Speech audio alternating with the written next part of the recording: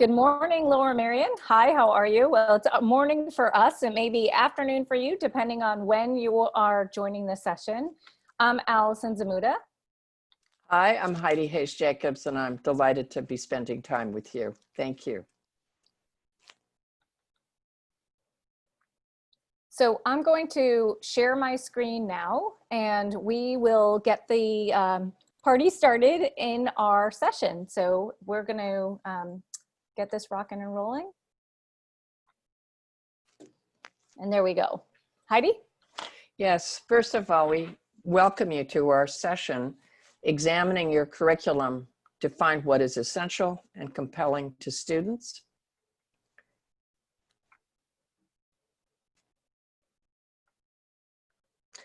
And this is a picture of the two of us. And first of all, let me just say that it's always a pleasure to work with Allison Zamuda, who is an exceptional thinker and a remarkable expert on personalized learning, plus all things curriculum and instruction, and looking at what matters most as we plan. So I'm going to turn the time over to Allison. And Heidi, again, is just a visionary for a couple of decades in terms of thinking about what future looks like and what our continued mission is as leaders, as teachers, as family members, to continue to grow the next generation of learners and citizens and community helpers. So as we're starting to move into the goal of this session, we want to start thinking and imagining with you the choices that you have an opportunity to make as you're examining your curriculum, when you have the reflection of the summer and the excitement and a little bit of anxiety as you're moving into the opening of school next year. So we're intending to help think through with you, what kinds of curriculum choices can you make that are future forward, that are responsive, and that are engaging. And when we're starting to move into this conversation, the opportunity to think through and imagine into the big picture, we will then talk through concrete applications as the session moves on.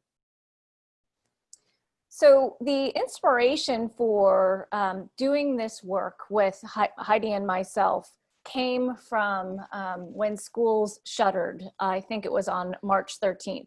So in many schools around the country, in the state of Virginia, for example, schools got shuttered on a Friday, and potentially learning needed to continue to happen on first thing Monday morning or Tuesday.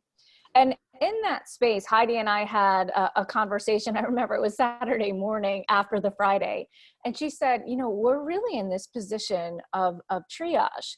And that fresh language absolutely captivated me, of starting to think about what kind of guidance, what kind of concrete suggestions can we give classroom teachers to make sure that they are engaging in purposeful and small choices for the most part on the health of the students and themselves, but at the same time starting to make those kind of deliberate calculations.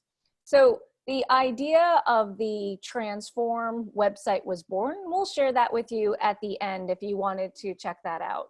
But we're really in the space now of transition, where you're starting to think about what opening of school looks like, where likely you will have a blended model. You'll see students for 1 or 2 days of the week. And you're trying to then think through and figure out, what does the curriculum storyline look like, regardless of whether they are in front of me or whether they are at home engaging in learning there. And finally, a post-pandemic view. After this is in our rear view mirror, what kinds of things, what kinds of lessons have we learned from going through this experience? We would suggest that the learners have changed over the course even of just the spring.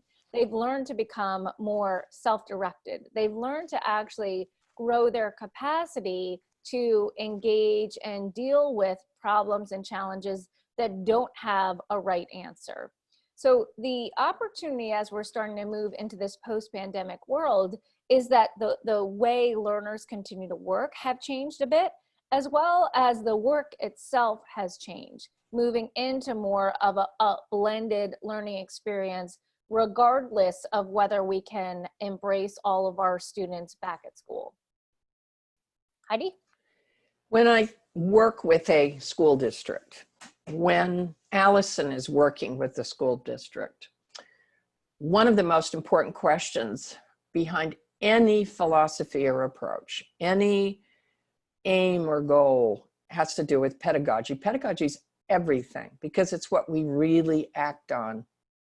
We can actually say one thing and do another, and what matters is what we do. And in looking at pedagogy in the book Bold Moves for Schools, co-authored with Allison's colleague as well, Marie Alcock, we described 3 clusters of pedagogy that establish the relationship between teacher and learner. And in that, I want you to think about this, if you would, please. This is going to be a driver. And in antiquated approaches, we will see minimal relationship. The teacher is the dispenser, the student is the receptacle. That's where you hear the word coverage. I'm going to get through this unit of study. So if in fact the learner doesn't learn, it's the learner's fault, because my job was just to dispense. That's antiquated. And when we begin to move towards making some choices about curriculum, those are we're going to want to cut. Classical has to do with what we want to keep. And anything classical is timeless, it's timely. And so as we proceed here, what we're looking at is the notion of the best of our practices. You know, classical teaching methodology, you're a mentor, you're a guide, you're a facilitator. You sit on the sidelines and know when to let the kids go. You think about how you group them, how you pace things. Socrates was a great classical teacher. He could really pose a good question. And so we want to keep that. We want to keep a lot of what we're doing. We want to prize it. But we do have new types of learners. And if there's one thing COVID-19 has done, is it's put front and center that our students need new roles and we need to be responsive to them. So the question is, what do we create?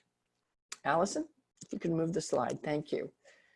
So there are new roles for our learners: self-navigator, digital citizen, media critic, media maker, innovative designer, mindful contributor, and global and local ambassador. I'm going to run through these quickly, but here's the key point. As I go through them, please think about them on 2 levels. One level about what you need to foster in your learner, because if you believe these things, then we have to make adjustments in our learning plans, but also for yourself as a teacher or a leader. What are some of the roles you need to develop? Next. So one is self-navigator. If there's one thing that's clear after COVID-19, it's we're relying on our students to be more self-managerial, more self-directed, and ultimately better self-evaluators. We are communicating with them and have online, and we're relying on them to be able to be responsive. We need them to be digitally literate. And I would argue that many kids in America are not digitally literate. They have digital access, and there's a big difference. To be discerning is to be literate, to make discriminating choices about tools and apps, not just anything that happens to pop up on a screen. We want them to be good media critics on 2 levels. One level, so that they are better at filtering and making decisions about the reliability of sources from a browser, not just taking the first thing that comes up. That would be like going into a library and taking the first book that pops up. We want them to be good media critics to look at the quality of what they view, because they're flooded with source material, and to be able to see what makes quality, whether it's quality film or a video clip or a podcast, will allow them to move to our next role, which is to be a media maker. I think I share with many of you concerns that students often will just quickly film something, throw it on YouTube, and we're happy that they've done it. Well, I don't think so. I think most of us have some concerns about teaching them to be good media shapers, editors, revisers, just like we would in classical print. This is one of my favorites. I love this image. It's from Principia School in St. Louis, Missouri, where they took a section of their library and created an innovation lab. And any subject can send kids there. The root word of innovate is nova, which means to give birth. And we want our students to be innovative. We want them to design solutions, but that means we need learning opportunities where they're invited to design, or even better, when they're able to create and pitch an idea for a design. We want our students to be mindful contributors to every part of their life, whether it's at home or at school or in their community. And what we're looking for is to be thoughtful. And this is where Benna Kallick's work on habits of mind is seminal for us as we move forward. And because of the remarkable ability to connect, even as we can do through mechanisms and platforms such as Zoom or Skype or GoToMeeting, we can connect with other places in the world, and we can open the portals so that our students are able to be sympathetic, compassionate, and understanding of perspectives and viewpoints and life experience. So we're going to take a pause here. We're going to ask you to pause, and in the chat, we're going to take 5 minutes. We're going to ask you to reflect back on those roles. Which of these roles do you hope to cultivate in your practice? And which of these do you feel your students need to develop further? Thank you.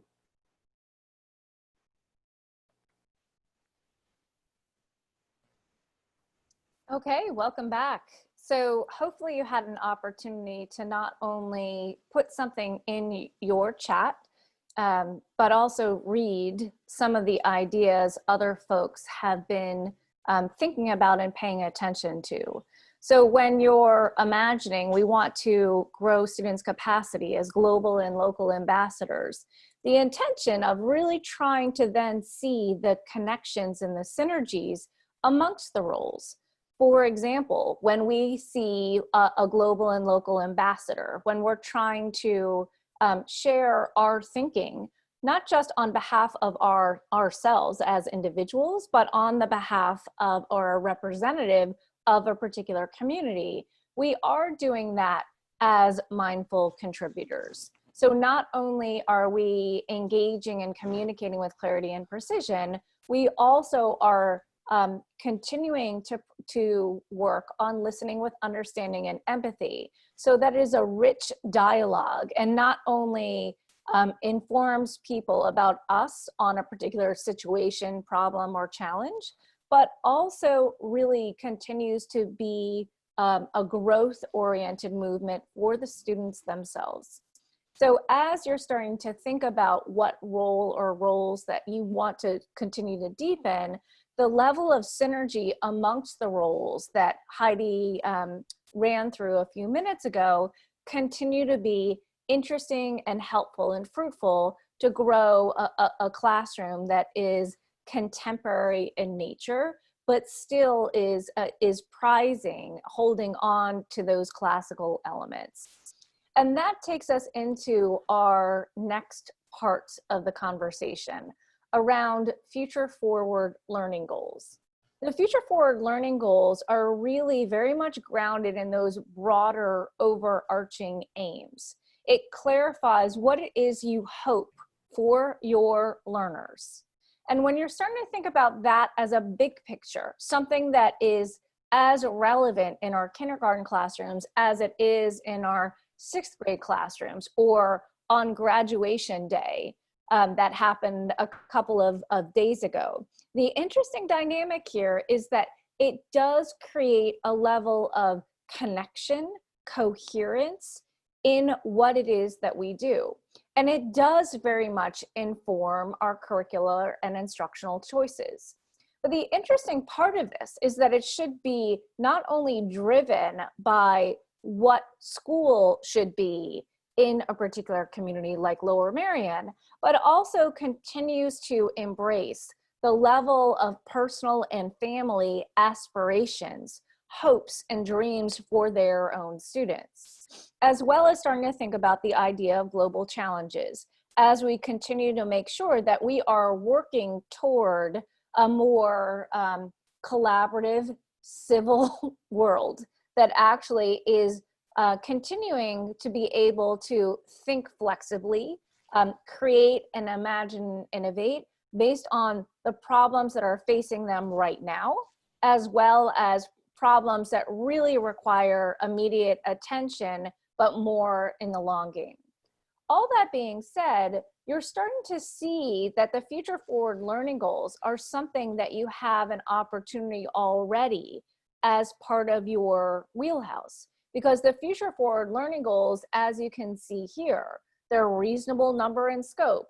The opportunity to make sure that it's a broad range of topics and challenges, the clarity for the target audience, and complexity and sophistication. It's not only embedded in spirit in what your mission is starting to describe, where you see students are achieving at their highest level of critical thinking and creativity.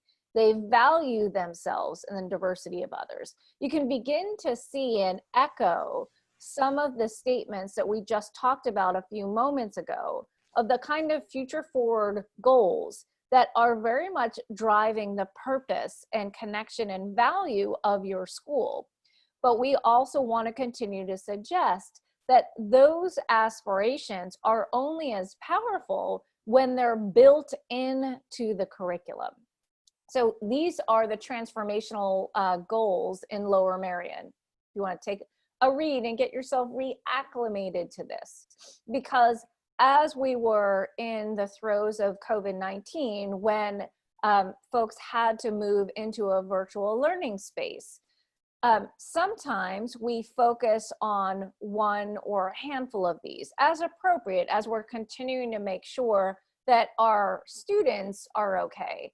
But at the same time, starting to take another hard look at these and beginning to understand and appreciate that in some cases that there may have been a little bit of what Heidi and I affectionately call slippage, meaning that sometimes our effort to get things up and online, getting kids to move through the curriculum, occasionally we can lose sight of what it is that we're trying to accomplish in the first place. So the notion here of trying to engage and reflect on what is it that I want to continue to pay attention to as we're starting to make curriculum and instructional choices for the opening of school next year. But do that based on the fact that there may be some powerful accomplishments that you've done in relation to these kind of transformative goals. So potentially, maybe in the personal top box, explore and develop personal interests, inquiries, and passions. You actually spent more time than ever before actually being curious about what kids were doing when they had some downtime, and what kinds of habits and hobbies might they actually have picked up over the course of the first few weeks or over the course of the spring. What did they do that surprised themselves? You can also start thinking about what you did that surprised yourself in terms of thinking about whether it's learning new technologies and platforms, whether it's picking up cooking with your kiddos or yourself.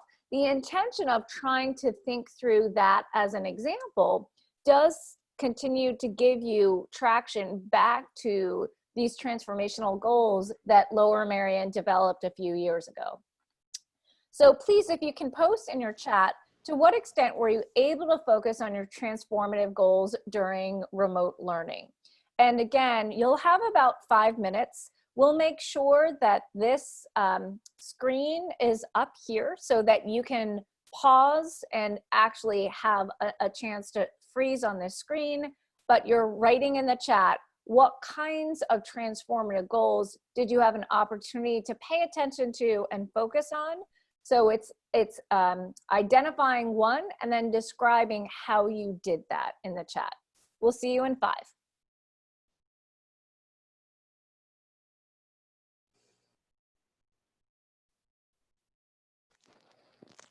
Heidi? Yes. Let's take a look again at the next part of this process.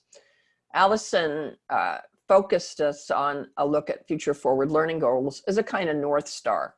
You'll notice that they're informed not only by your school values, but as you've done a great job of doing, Laura Marion, you've reached out. You've reached out to families. You've reached out to your learners. You've looked at global challenges ahead in the local context. But now we have to move to decision making. And we basically are looking in terms of curriculum and instructional design choices at a very real challenge. And that is we have to decide what to cut out, what to cut back on, what to consolidate, and what to create.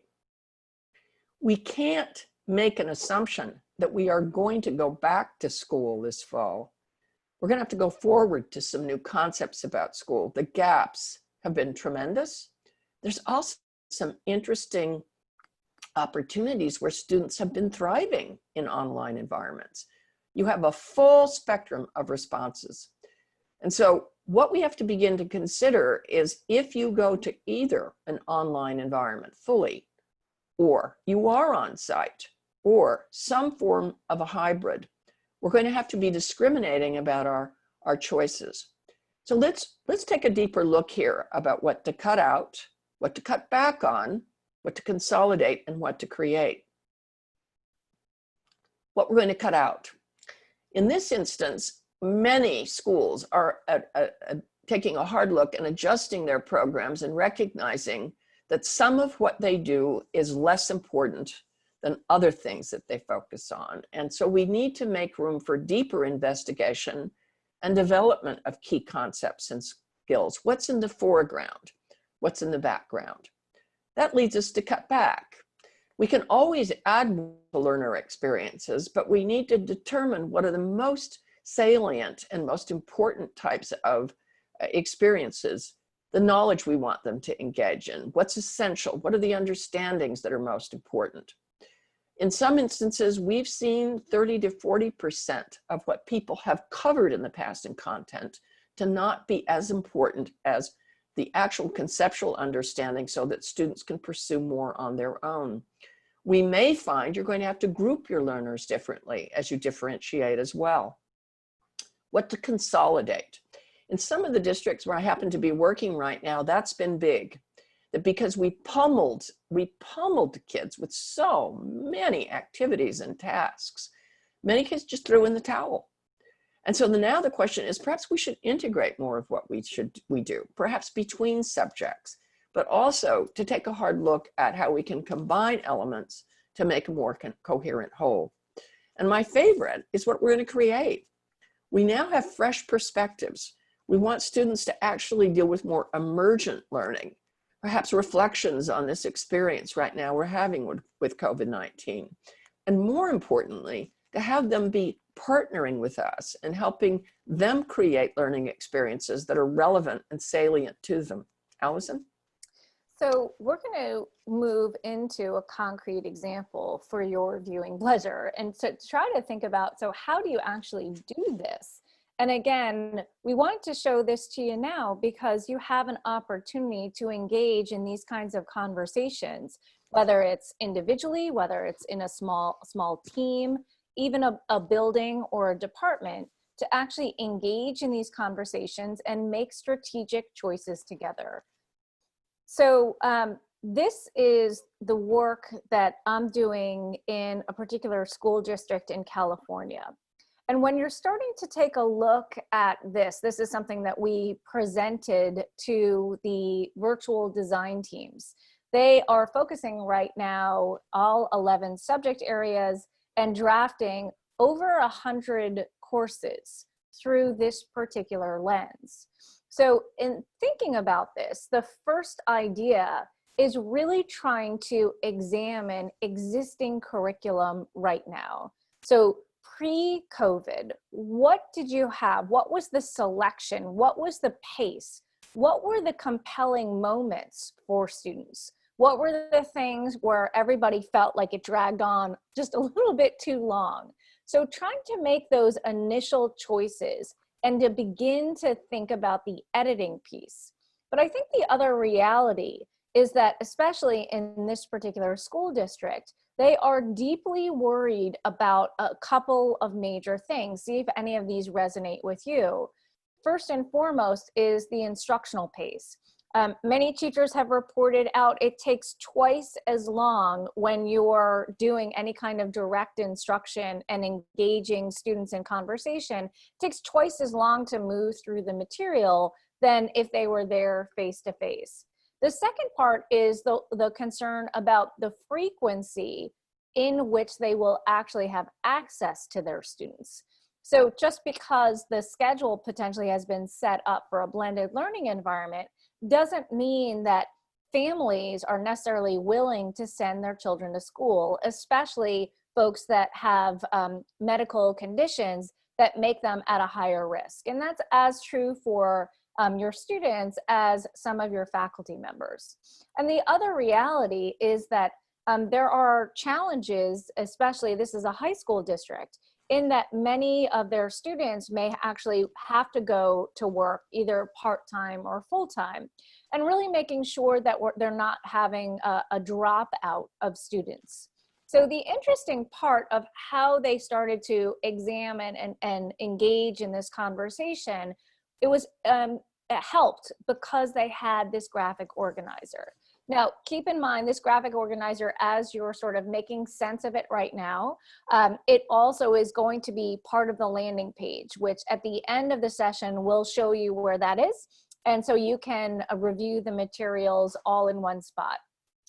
But this is a simple graphic organizer that's organized in columns. And the intention is that they are moving into a territory of understanding by design, but they didn't necessarily have everybody move through that experience. So trying to actually have a compassionate approach, depending on level of familiarity or expertise with an understanding by design experience.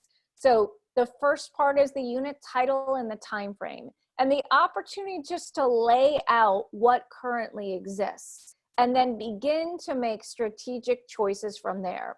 Mindful of the fact that there's an estimated number of weeks that is continued to be examined and re-examined. You can't just cut off content without also taking a look at the number of weeks. You can't consolidate units together by bundling them without, again, continuing to reflect and make sense of that. Next is the big ideas. What's the heart of the concepts that you're pursuing? Whether you're framing it through the lens of an essential question, or you're just leaving it as a word or a phrase, like injustice, for example. Third, they call them the manageable set of essential standards. Otherwise, you can start thinking about these as learning targets that are written in student-friendly language, but are aligned directly to the state frameworks. Fourth is tasks, and it's not tasks that are recall in nature. Note that they are continuing to pay attention to authentic and relevant assessments that both measure and motivate. So yes, you can still have those necessary fluency type tasks, but that's not what this column is for. It's really starting to pay attention to fresh ideas, fresh thinking, so that the other teachers can begin to take a look at that and be inspired by the idea, or thinking about that as a good illustration, but take a riff and move into a direction that's still lining up and measuring what column 2 and column 3 is after. Fifth are transfer goals, which are your transformative goals in Lower Merion.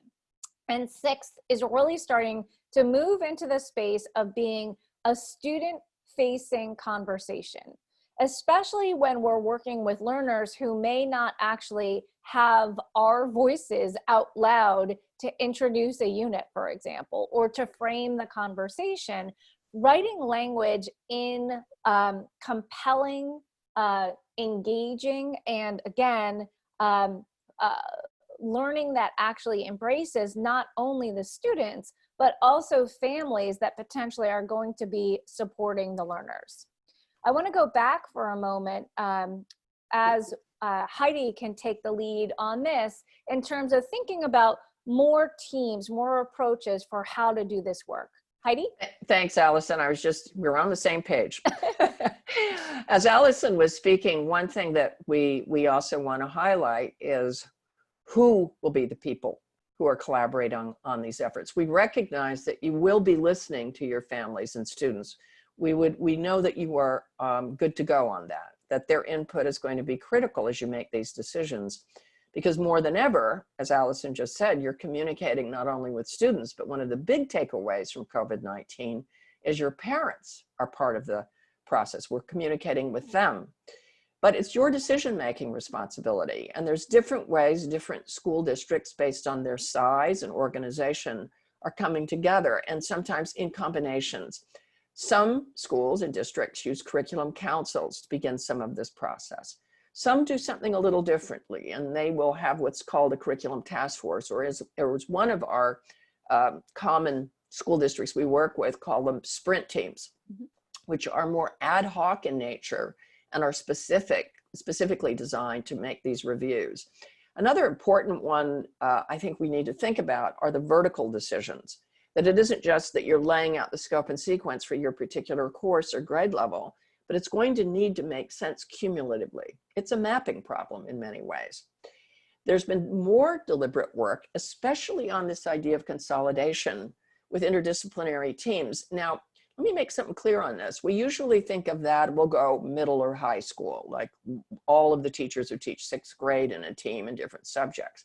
I think what we need to also think about on the elementary level is because you teach so many subjects, many school districts on the elementary level are rethinking online learning to have fewer divided day moments and much more consolidated work around either themes or problems or issues or case studies or different approaches to how we can make this.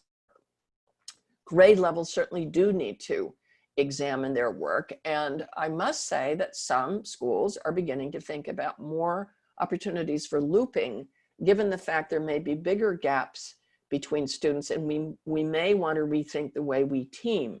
One way or another, we are definitely going to need to respect the needs of both grade levels and departments as they sift through making the choices that Allison laid out. And one other thought, Allison, as you were, if you could move ahead back to the slide where you had the next one, yes. I think that the thing I appreciate most about this is there's the teachers, the faculty are stakeholders here, that they're coming up with what the criteria is.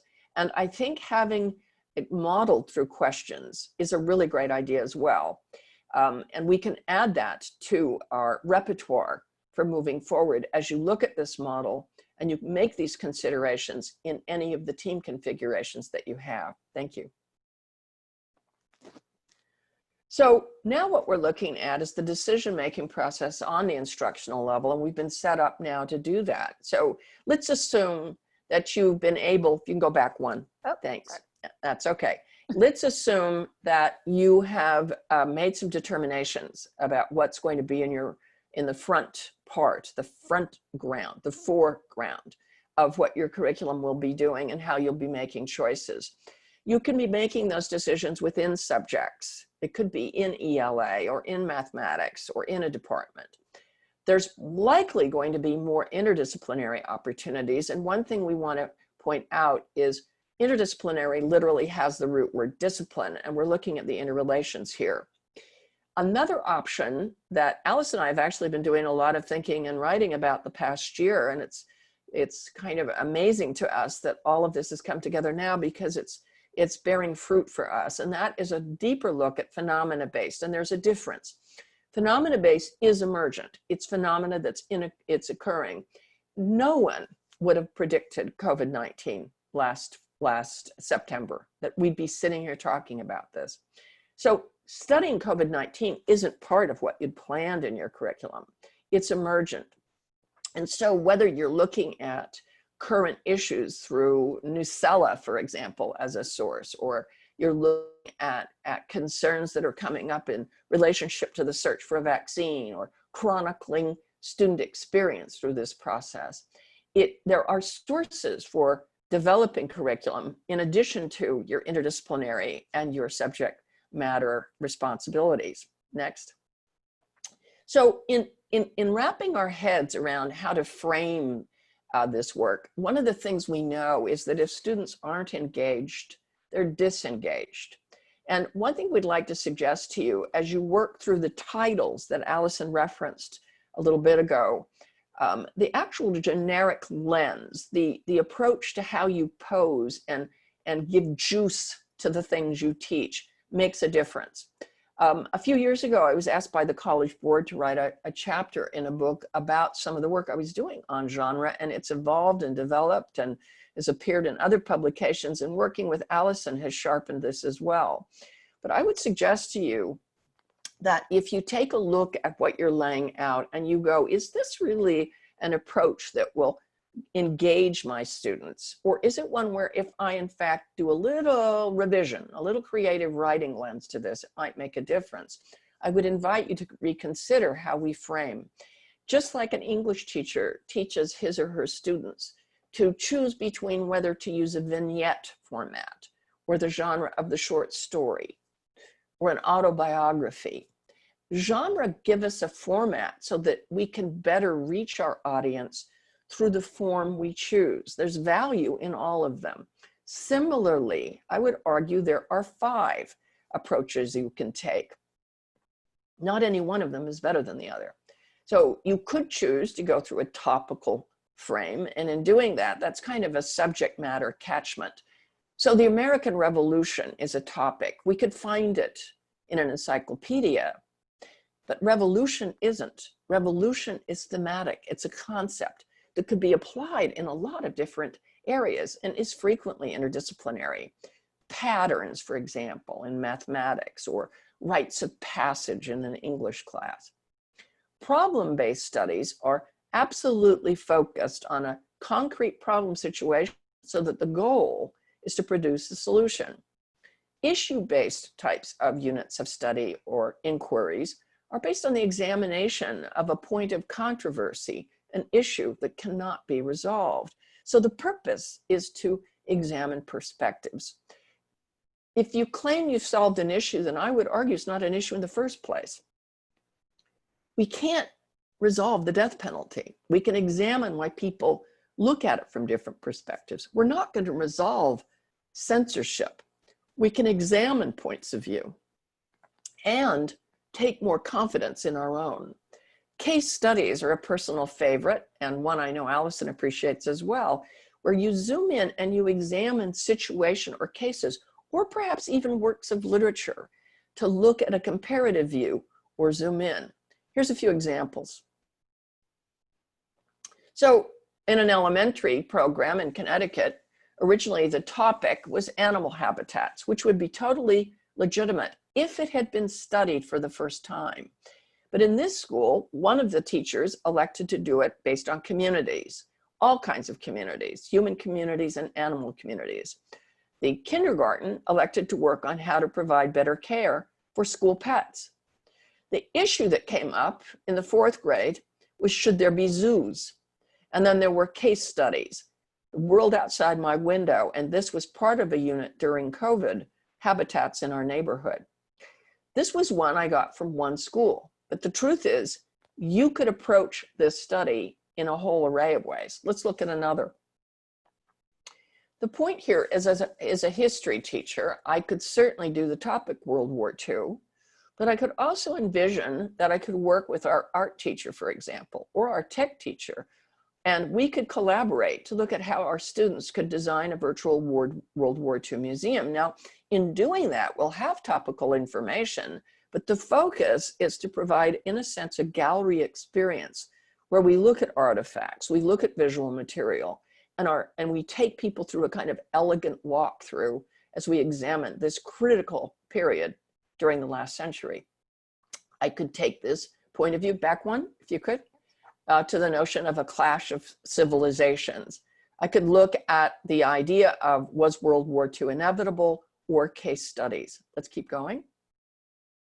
Now, we were generating this idea that you could examine the notion of COVID-19 as a topic, as a theme, as a problem, as an issue, or as a case study.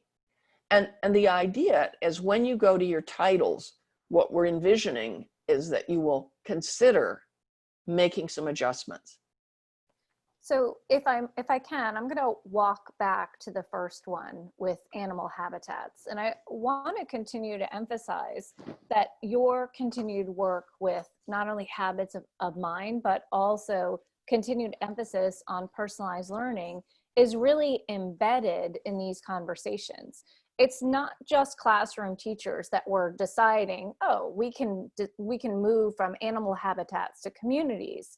But when you're starting to take a look at the problems, the issues, the case studies, that's very much grounded in conversations and connections with the students.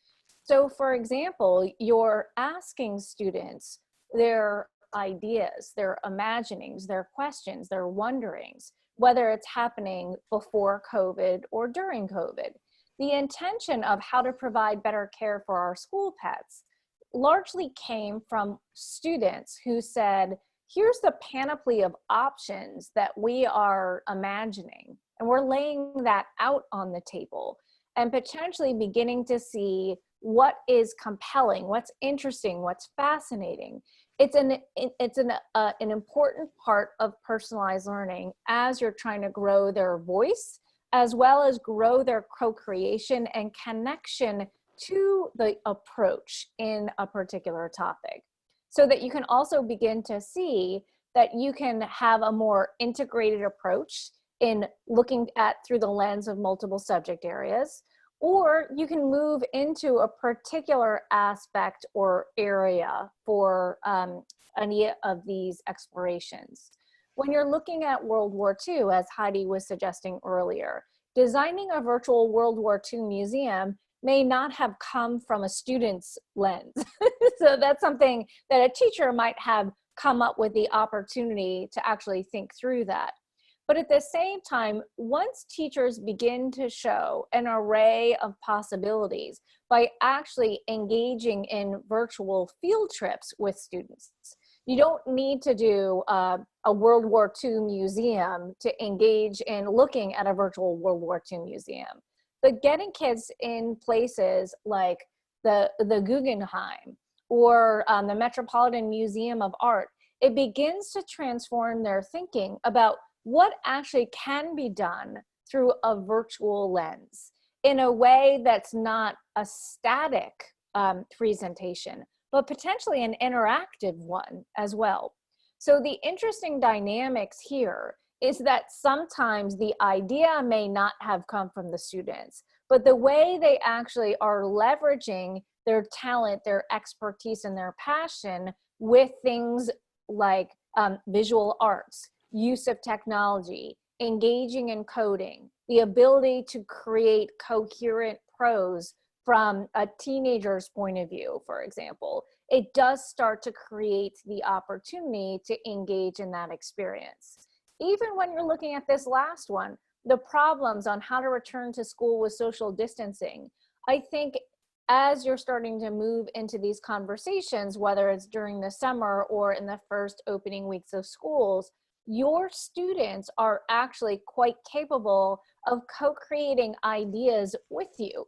So it's not just, I don't know if you have seen it, of kids that were going back to school in China that had those rulers that are taped on the top of a hat to actually show the distance they needed to have with students.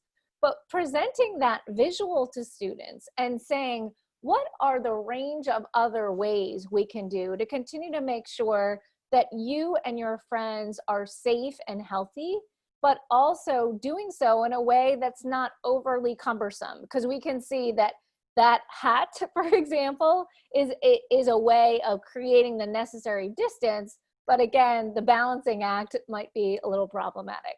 So that's the intentionality of how you can continue to grow the capacity around personalized learning by continuing to involve and invite the students to engage in the topics and the conversations with you.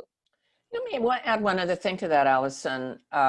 One of the things we found, and I think you frame it beautifully, is that we can teach kids about these lenses formally, so that when they eventually pitch an idea for a quest, when they pitch an idea for an inquiry, they have developed more consciousness about the formats, just like a classical English teacher teaches the students the difference between a sonnet and a haiku poem and free verse. It's not just to study it, it's so that I have more personal power in selecting the lens that will best suit my purpose.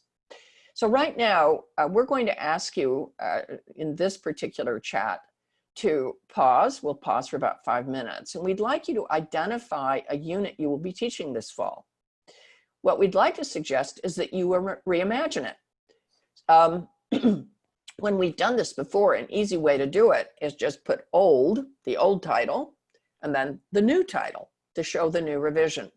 So we invite you to use your imaginations and just try for a moment to see how you might take an existing title and reframe it in a new genre. Thank you.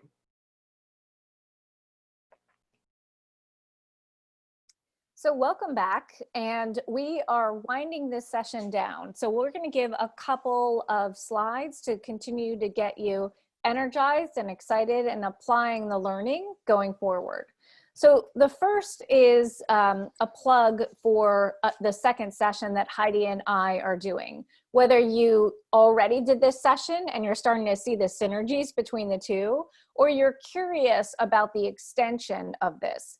But focusing on designing learning in manageable chunks is so incredibly important. As Heidi was saying earlier, the deluge of activities or assignments that families were facing in the opening weeks of COVID actually was a bit discouraging and disheartening, not only for the families, but also for the individual teachers who had to work 24/7 to actually get those statements up.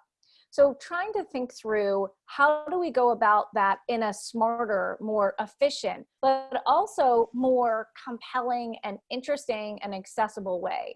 So that's going to be the session that if you're interested in joining in, it might be a good companion to the conversation that we just had. Heidi? Yes, we also want to invite you to visit our website, transform.curriculum21.com. It's a site that is creating a community of educators sharing information, viewing video clips, reading articles that are highly pertinent, and it's organized by each of the 3 phases we've discussed: triage, transition, and post-pandemic. And it also provides, again, a forum for interacting with like-minded colleagues who want to share their points of view and perspectives. Thank you. And finally, this website, learningpersonalized.com/Lower Merion. So if you enter that into your browser, you can see not only the resources for this session, but all of the sessions that Benna, Heidi, and myself have done all on one page. So as you're starting to be curious about that, here is what it looks like. So you can see that in this particular session, the graphic organizer for the slides is here as an example. So it's learningpersonalized.com/Lower Merion. And that way you can continue to do a little bit more reading, get access to other sessions in that Heidi, Benna, and myself have done, as well as look for additional resources like the Transform website, which is down below. So thank you so much for being part of this conversation, and we'll see you in another session.